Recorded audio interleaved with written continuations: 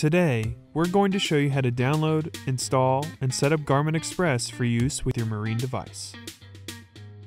In this video, we will be using a Windows computer, but the process is similar for a Mac. First, open a browser and navigate to garmin.com/express.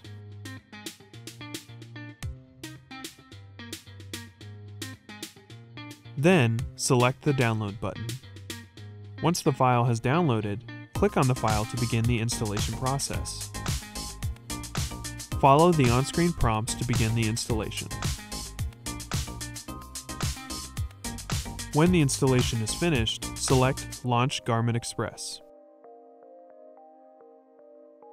Once open, select Add a device. On the bottom half of the page, select Sign in. You can now sign in with your Garmin account. This is the same as your active Captain account. If you do not have an account, select Create one and fill out the information.